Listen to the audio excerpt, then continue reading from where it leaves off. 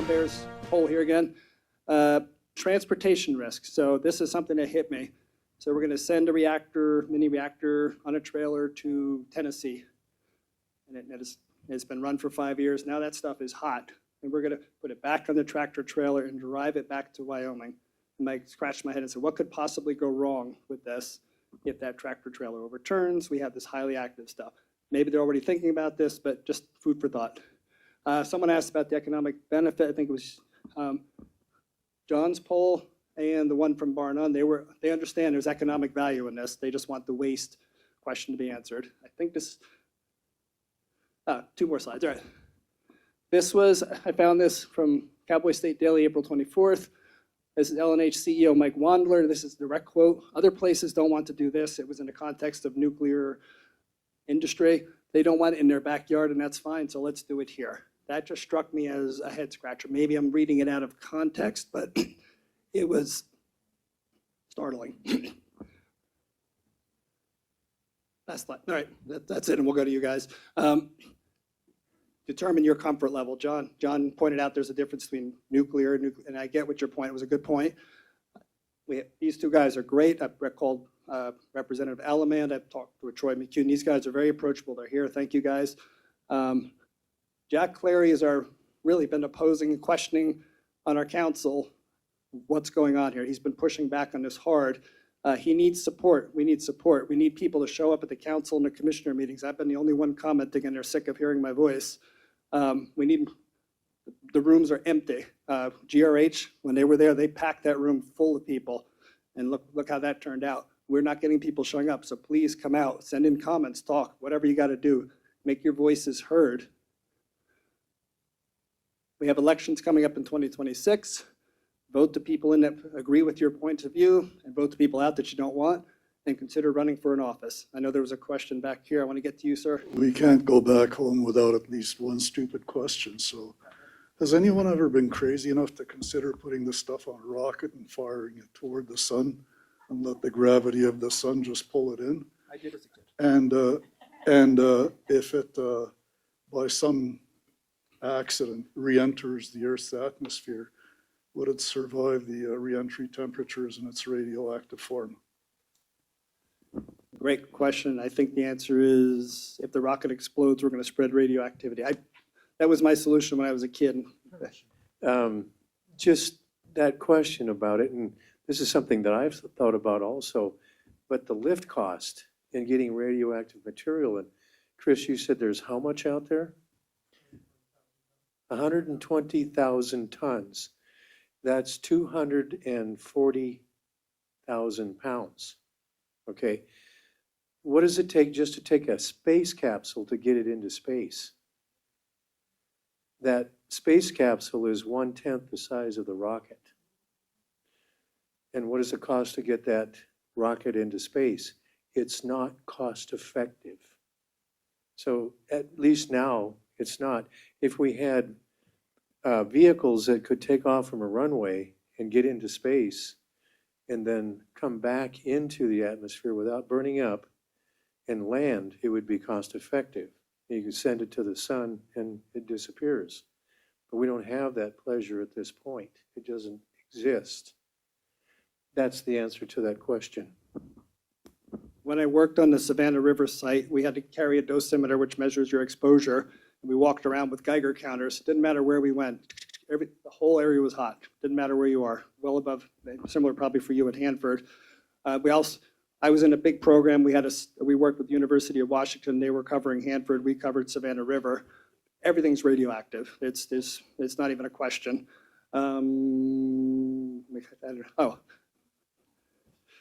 I see you. I see you. If I don't answer her, I'm going to get my butt kicked when we get home. All right. This is a picture I took on Savannah River site. Starve a spy, feed a shredder. You go in through a secure gate. You have to go through checkpoints. And this was on the side of the road. This is on a secure site. One thing, security, just food for thought. Is this stuff going to be secure? Over to my wife before she gets mad. So when all of this nuclear stuff started coming to Gillette and Wyoming, Biden was in office, right? But now he's out and Trump is pushing coal now. So why are we, at this point in time, the change in climate, political climate, why are we even still pursuing this when we have coal that will last, a lot of coal, and they're making it up as they go along. They still don't have all these solutions. So, am I supposed to pass this over? So that's a great question.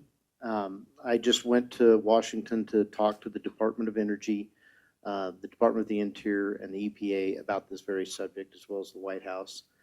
And of course, I was promoting coal because, as she said, we've got lots of it. It's the lowest price electricity that you can produce, as Chris said earlier. And of course, knowing that this was going on, I made sure I visited the nuclear department to discuss this stuff. And to answer your question, the Trump administration put out 5 executive orders, I believe, Chris, on nuclear, and they have put some executive orders out on coal. First of all, to tell you about coal, they're serious. They're working very hard. They're working on things like an export terminal in Oakland, California. They're doing all kinds of things. They've got 4 million acres that they want to open up mineral leasing on. They've got a program where they're going to help us fund building new power plants, coal-fired power plants. So they're very serious about coal. They're very serious about nuclear as well. The problem with nuclear is that we've gotten behind Russia and China, and it is necessary for the Department of Defense. We cannot run our submarines on coal. So we need the nuclear for our submarines. It works very well for aircraft carriers. We need to get advancing on that. Problem I see is that Russia and China don't give a dang about the waste, and we do. So we have to invest money on the waste side while we're outpacing them on the design side of things. So right now, all the money is going to the design of new nuclear stuff. It's not going to the waste, and that's the problem. That's why you've got casks that we just talked about. Could they come up with better technology? I would think so, but they're not investing in it nearly enough. We haven't invested in it, mostly because the environmentalists have said no to nuclear, so it's been on the back shelf. I don't know if you guys know this or not, but Trump basically fired the entire NRC. I think one guy survived on the entire council. And he gave the new NRC 240 days to come up with a plan for the waste. So I had several discussions. I can talk to you individually about that. That 240-day report, which would come out in January if they took the full 240 days. So the answer is they are pushing on coal, which would help our middle class. The American dream is based on low-cost energy and people being able to be entrepreneurs and invent things and produce things. And we need that low-cost energy to do that. We also need it to bring this manufacturing back from other parts of the world. We need low-cost energy. And the president knows coal is the answer. But we also need the nuclear for the Department of Defense. So the Freedom Caucus, our stance is that we are pro-nuclear, and we have lots of opportunities here in Wyoming to work on the side of producing the fuels. And that's what I told both the Trump administration and the Department of Energy.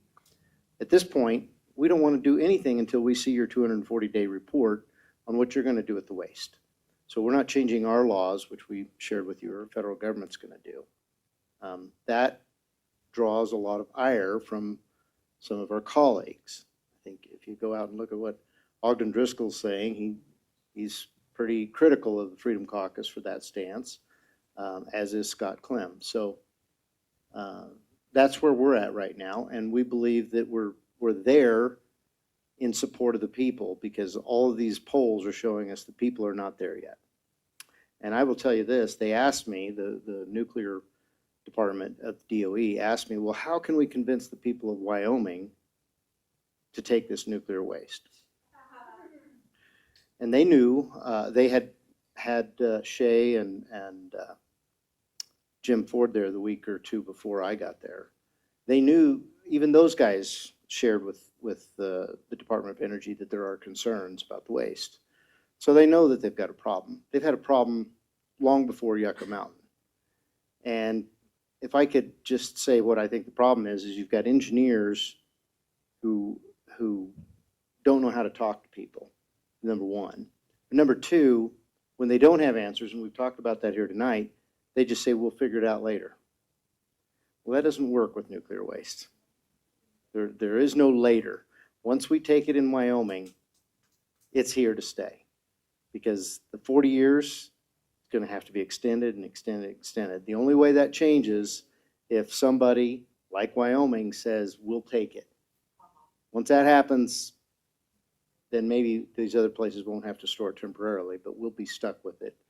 And who knows what that changes Wyoming into. So. John and I spoke on the phone, and I found something, and we talked about, recycling the fuel to reuse it. Can you comment on that a little bit? Would you mind? Or the NRC doesn't allow it here. That's what I saw, but I'll give it over to John. I think you spoke better to it. Well, and again, that goes back to the environmentalists and the reason that Trump fired all the members of the NRC. They kind of were promoting the environmentalist point of view, and that is that no nuclear. And there's one place that does recycle nuclear, and that's Russia. The plant that's being built in Kimmerer could recycle, but it's being focused on generating electricity instead. So they asked me, how can we convince the people of Wyoming to take on nuclear waste? And I said, there's two things you need to start with. Number one, you need to stop sounding like Dr. Fauci and saying that this is safe and effective, because nobody's buying that. And number two, I said, and this is Dr. Goff, he's been published on recycling, done a lot of work on the recycling side of things. I said, you have a solution in recycling. You need to put that in your 240-day report. The thing at Bar None, where they're building these small modular reactors, if you think about it, if their business plan is successful, they're going to keep building more, and they're all coming back at 5-year intervals. And when they're 20 or 25 years old, they got to be completely torn apart and thrown away. This nuclear waste is just going to keep piling up. So it's kind of becomes exponential over time because they're going to be able to produce more and more each year. So recycling might be something that could help the people, maybe come along with it. And the reason that you would do that is so that you could continue to reduce the amount of that waste that's there. You can never get rid of it completely. But they've got to figure it out. That's a technological challenge because we're not doing it right now. They say we can do it. The science is there. Russia's doing it. Who knows how they're doing it. But I think that would be helpful if they could figure that out, because they could generate electricity while they're recycling and give Bar None or Casper some free electricity. Maybe that pays off for them. I don't know. But right now, it's pretty clear the people of Bar None don't want it.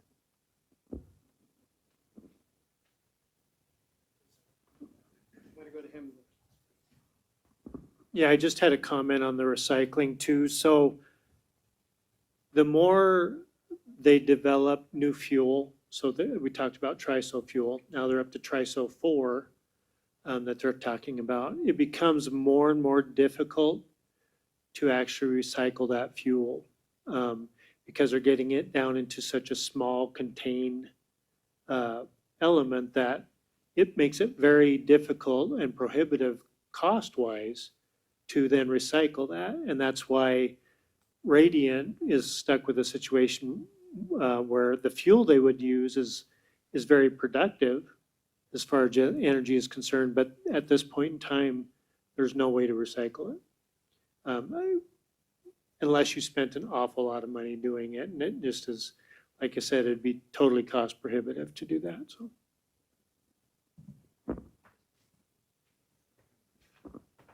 Councilman Chris Smith. Thank you. John, you mentioned the national security need for nuclear, and I think I probably align with you pretty evenly there that I'm semi-pro nuclear.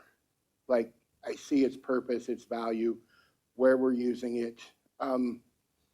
My question is, on the global scale, like China's making these reactors and giving them to countries, and then they're using them. And that's going to create even more waste. And you've got probably more countries that are going to be going nuclear. A lot of Europe is nuclear. They're going to re-energize the 3 Mile Island, the Palisades, and then there was another one, I think, in New Jersey that they're going to start making more electricity. And the global need and this race for AI, these data centers, things like that, we're kind of falling behind in some of that race. Would you agree, where the data centers? No? But I'm just kind of curious, like, nuclear is going nuclear globally. What's going to happen, I guess? I guess we don't know, but that worries me. I don't have the answer to how many nuclear plants China's building and exporting. Maybe Chris has that. But I do know that they're exporting 200 coal-fired power plants a year. They're building 200 coal-fired power plants. So when they're extending their Belt and Road Initiative into Africa, it's coal. And it has to be because of the cost. And they're not giving it away free. You know, so they want low cost, so they're building coal. Now their coal is high sulfur, not like we have in Wyoming, and their coal-fired power plants probably don't have scrubbers like we do here. You look out at Dry Fork, it's amazingly clean, as, what is it, Trump says, beautiful, clean coal. That's what we have here. So when you think about the cost, you have to regulate nuclear because it's dangerous, and that increases cost. Chris mentioned it's expensive. It's more expensive than solar. It's more expensive than wind. It's the most expensive power. So do we have uses for it? Yes, I believe DOD has some very important uses for it. Is it wise to build more nuclear power plants? I think it only hurts the middle class. And the reason I say that is because it increases the cost of energy, just like wind and solar increases the cost of electricity. And we should be about the American dream. Trump is about make America great again. You want to make America great again, you burn coal, and you have the lowest cost electricity in the world. Yeah, there's debate on how much we have, but you know, anywhere from 500 years to 1,000 years of coal to power the entire United States. And you know, technology is always going to increase, so it may get that extended to even longer. But this coal seam that you see here on the surface in Campbell County, it goes all the way to the Bighorn Mountains. It just gets deeper, so you have to go under the earth to get it. It gets more expensive, but it's big, it's massive, it's a lot. And we're not the only place that has coal, but we have the best coal. So considering the mindset of Americans about coal being dirty, and the fact that the 588,000 people in Wyoming benefit from coal to a huge extent. All of our schools were built by coal. Not to mention, this town is very wealthy because of coal. If we're going to fight back to the mindset that is a fake mindset, it's a lie, that coal is bad and that CO2 is bad. If we're going to fight back, it's going to take all 588,000 Wyomingites. So we can't have our mayor out there promoting nuclear. We can't have our county commissioners promoting nuclear over the top of coal, especially when it comes to energy generation for the private sector. Now, can we do a lot of different things and can we diversify? Absolute session in 2021. And we said, okay, if you're going to do this plant in Kemmerer, you have to use Wyoming uranium. That was the first reading. That amendment failed. Second reading, okay, you have to use American uranium. That amendment failed. Third reading, you may not use Russian uranium, and that amendment failed. Okay? Now, the reason they fought us on that is because America wasn't producing uranium. And John Barrasso took that to heart. He read the article about all those amendments failing and said, we got to do something. And he's been working hard. I don't usually pat Barrasso on the back, but I am that he has advanced what we're doing in America to be self-sustaining on uranium. And Wyoming can do that. We can produce the fuels.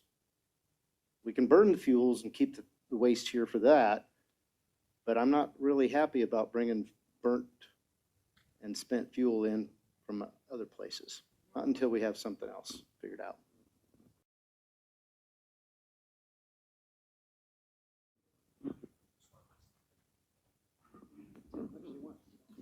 And going back to that question a little bit, I just wanted to say one last thing about, because I hear some commissioners say this is a market-driven deal with coal and things like that, but energy typically has been the biggest money laundering operation that you've ever seen, where you go from biofuels being subsidized to wind and solar, $400 billion to wind and solar. When Biden left, he did $8 billion for nuclear. And so last year was the highest producing year for coal worldwide. That's the market. Japan needs our coal. South Korea needs our coal. Taiwan needs our coal. It's just a matter of getting it to them. Wyoming exports over 70% of our energy. And so again, the question is why? You look at AI and data, look at what's happening in Wyoming. We have AI and data sprouting up all over Wyoming. And what's it running on?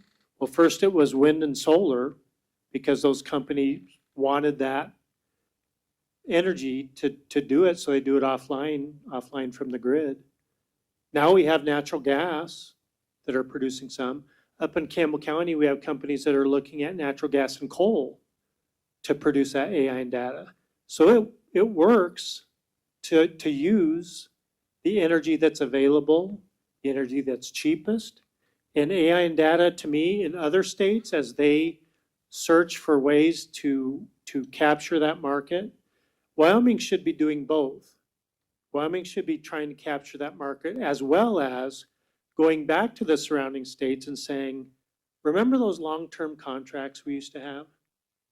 Well, let's do long-term contracts on baseline power, because you really don't have the energy to chase this AI and data.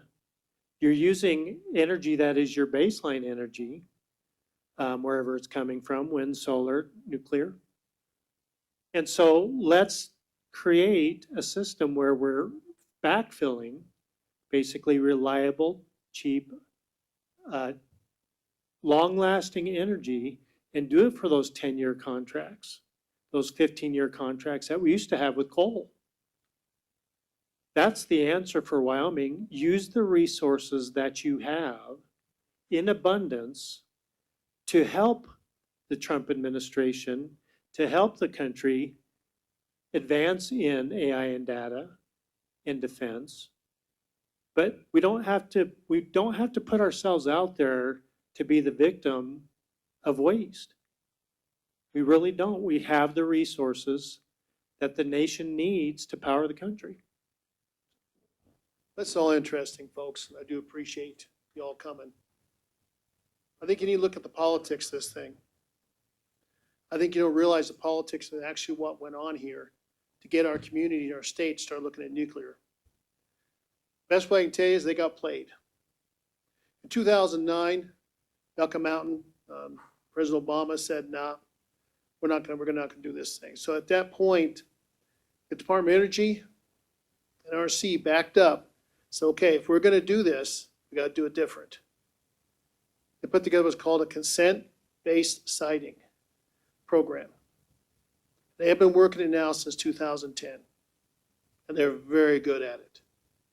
What that is instead of going to state level, they're going to try and come into communities and try and work their way down from the top to the bottom, rather than try and just go do it. So one of the things that John was sharing with you is actually, at that time, Department of Energy put together what was called see if I can put this, Nuclear Waste Technical Review Board. These are at PhDs from all over the country. And they came together on this board. They were renewed by each president. So generally when a president comes in, he fires that board. As John said, they fired everybody but one of them. So they keep changing up people. But these are PhDs who have the knowledge to do what they're doing, okay? These are the bright kids in the back of the room. So when they put this report out in 2000, so a report went out in November 2015. Does anybody here know what happened in November 2015? Our coal was shut down in Wyoming. While our coal was being shut down, this report went to the United States Congress. This actually just says, report to the United States Congress and the Secretary of Energy from this panel of very bright people. In addition to working in America, they also work overseas. And overseas, the technicians and the brilliance, the PhDs all came with the same answer. Deep repository storage. It's got to go underground. Okay? So you're going to hear about interim storage, and you're going to hear about deep repository. Interim storage is temporary.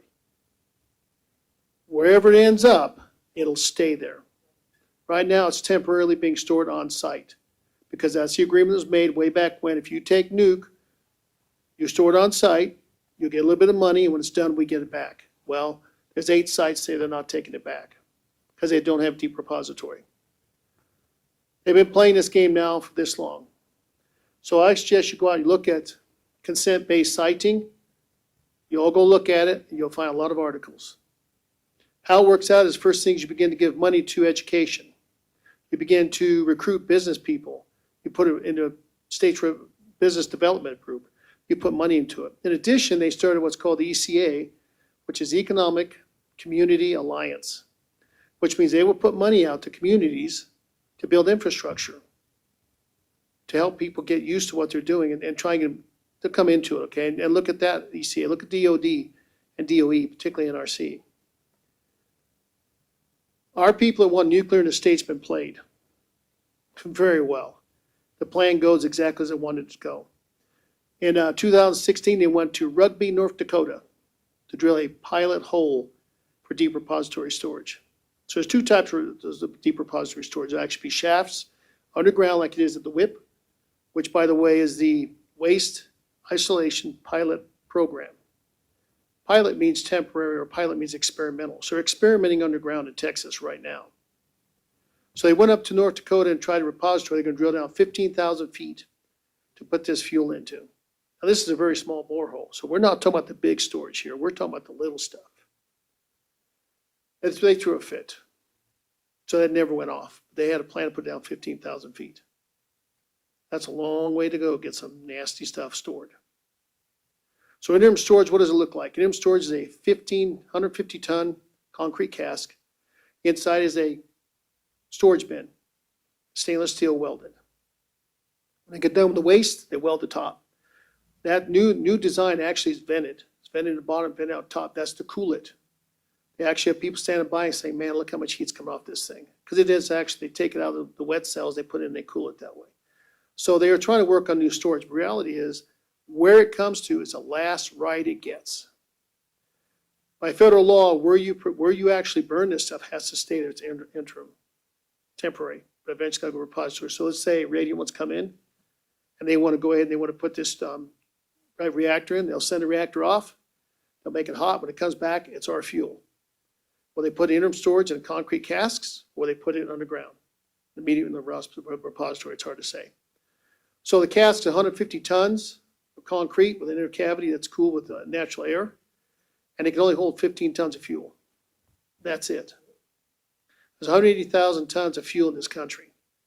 Now, also, they've also by law got to clean up. Now, that's just spent energy, spent fuel rods.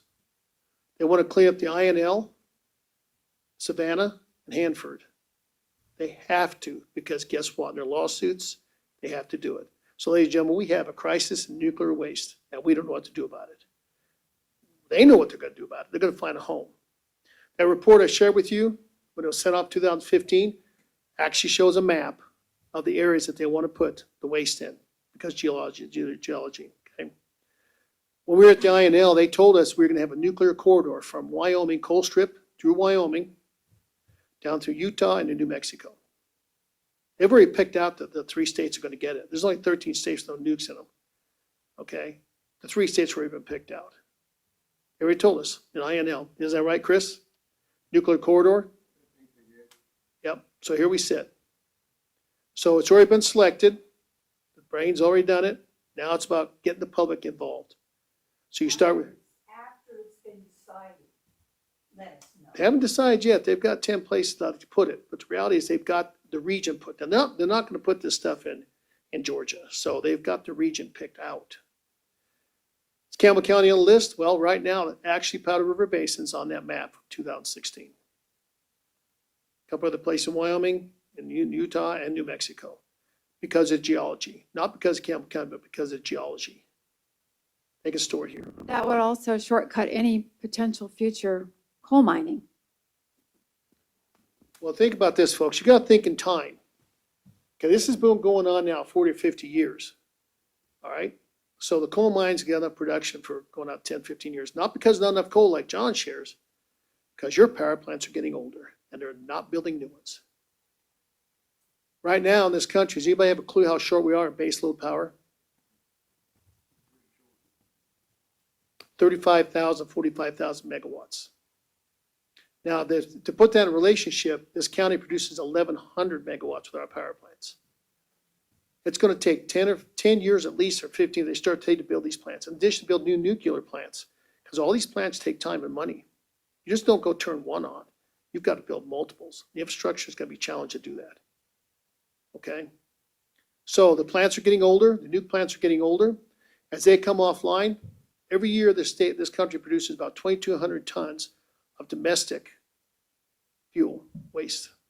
2,200 tons. So in 10 years, there's 20,000 tons more. In 20 years, or that's 40,000 tons, right? When you take a nuclear reactor apart, it's not just the waste. You got to cut the reactor up, and it goes into those cylinders because the reactor is hot.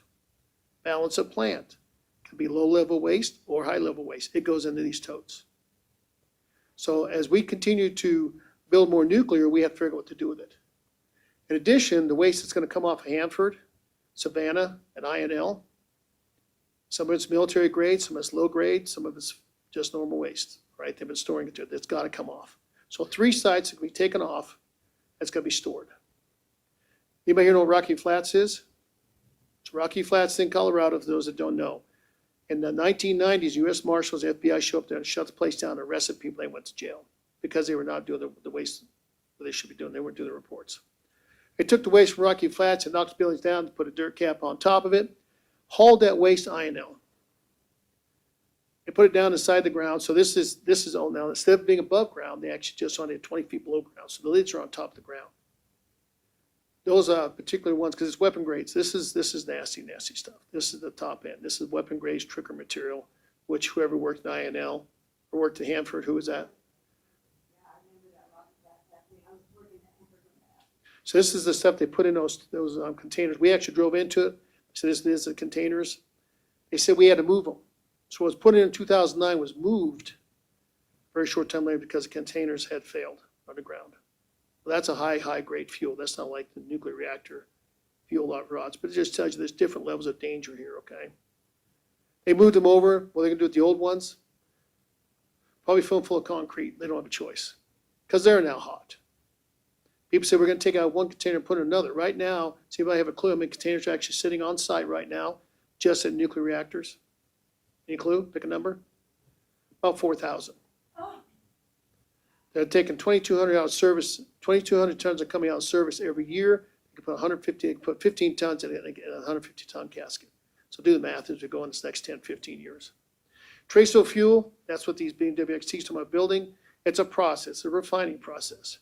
I can't tell you what the waste is, but I'm going to find out from them because it is a process. Now, they are in Lynchburg, West Virginia, and they say they're able to treat the water and put it down the sewers.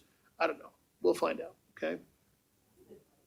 Well, if it's treated, if it's treated, that's how they feel. Because every refining process has a treatment, right? Radiant wants to build these reactors. They want to send them off. When it comes back to refuel, we'll get that fuel. Excuse me, we'll get that fuel stored here as interim storage. It's not taking a ride no place else. All right, now this would be TRASO. So TRASO, like they're sharing, is 5% hot for normal rods. This is 19.5%. It's hot. Where the fuel inside of a reactor is in wet conditions, actually got the tubes down there. They do a control rod up and down. They can get excitement as easy as I can tell you.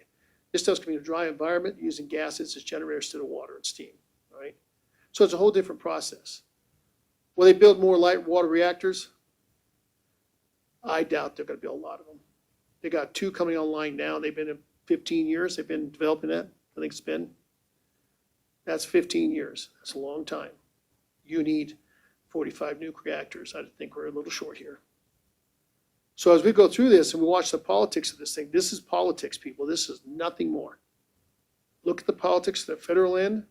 Look at the politics from the NRC, DOD, the DOE, and watch how this turns out. So nuclear is going to have a waste. I've had people tell me, well, once it's in the caskets, there's no danger to it. Well, they leave it above ground, leave it where it is. They won't because they can't. They know they want a deep repository for a reason. Otherwise, put it in concrete, leave it above ground forever. Go ahead. Just as a means to get around the politics, could you make a rule that whatever you store in one state has to be stored in the other 49? Equal amount. So what's fair for the goose? They want to bring it all to, they want to bring it all together. No. I know, but their policy nationally is to bring it once, up to 10 spots, I think. Consolidate. They would like to have 10 sites. That'd be 2 or 3. Who knows what national politics? Who knows when they finally get a free shot at what they'll do? What this looks like is there's a concrete pad. It's a big concrete pad. Looks like they stand about 500 of these things. They weigh 150 tons. They look like small mini silos, and they just set them security around them. And they just sit and just let them sit. But at some point, they're going to have to go underground, whether it be 50 years, 100 years, doesn't matter. It's going to go underground. Every single scientist in the world today who knows this is talking about this. Same time this report was made in 2015, they also got in this report also all the Europeans. Right now, the Europeans are putting theirs in the mountains, and they don't have none of the waste we have. They don't have weapons. The Norwegians don't have weapons program. Swedes don't, Swiss don't, they don't have this. The French do, and they do some different things. But their nuclear program is very pricey.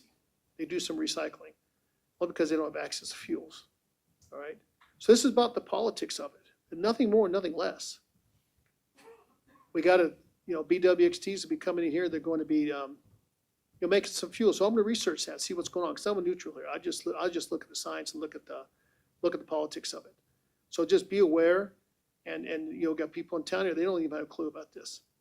I've sat and talked to them about it, and I get the funniest look on their face because they're at the tail end of the consent-based siting. And it's been well played for them. That's all I've seen. My questions? Yes. Not a question, but the unspoken thing is, it's not a finite problem, it's infinite. So once they start filling up those 3 states, then what? It's not a finite problem. It takes a lot to fill up 3 states because this is like I said, it's a football field 5 feet. Yeah, but everything's gonna go exponentially. Well, remember, the one thing that keeps a nuke really from taking off is money. There's not enough money, people. There's not enough money to build out 45 nuke power plants right now. I'm telling you, there's not enough money, no more of anything else. They're going to build what they can build. That's all they're going to do. They're going to build what they can afford to build for this energy. And, when you look at communities, it's strange that as soon as coal comes out, nuke steps in. Cameron's one of them. Let's talk about Hayden and Craig, Colorado. 2 big power plant projects. Their plants are big, their plants could be shut down. Suddenly nuke shows up to be a storage for them. Now remember, the DOE runs both of those, the coal and the nuke side of it. So when your savior shows up on a horse, gotta bring this to you, be careful. Because it's a game and it's politics and they have to get this waste gone. They're not joking about this. This is a crisis. Okay, as these power plants come offline, most of them are 40 years old, they might do another 20-year permit. At some point, they're gonna come offline. It adds more waste. As new technology comes on, these small modular reactors, these are a little bit different technology and a little bit bigger reactors. But this is coming, and you have legacy waste you have to take care of. And that's what you really find this battle about, is legacy waste.